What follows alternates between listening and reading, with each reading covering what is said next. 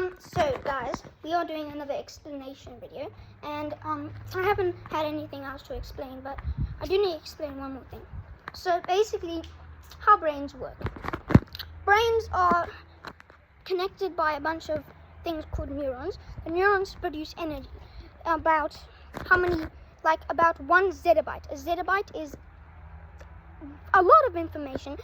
About, we don't know how much, but the world altogether has 4.1 zettabytes. I've done this. I've actually researched it, and that's how much a zettabyte is. All of the information in the world is only 4.1 zettabytes. The brain contains at least a megabyte, or no, not a megabyte, not a gigabyte. Something.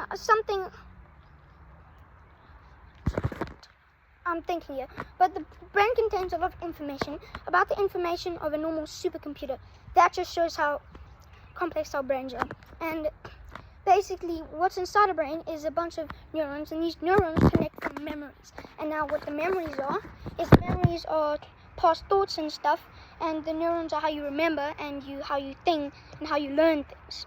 And once something new information, it doesn't matter how big. So basically, your brain, if I take off my hat, my brain is as big as 2 of my fists together. This is an actual fact. So this is how big my brain is, and this is how big my heart is. So yeah, the brain size doesn't actually matter about your brain. If your brain was bigger, you would actually be more dumb. Here's the reason why. Because if your brain was bigger, it would actually take the neurons a little shorter to process information to your brain, making your thought process slower. And that would be obviously a second of thought is actually very vital so for the human process. And other things that people like to discuss is how our brains work, and it's hard, complicated subject to dive into, but I mean, not a lot of humans know this, but our brains are actually what controls us. And some kids out there think, oh, if you need the brain is not that important. Well, here's a big eavesdrop, kids. The brain is literally the most important organ. You can survive without a heart, with a, I don't know, the heart transplant thing. I don't know how doctors do it. They're just magical doctors, really.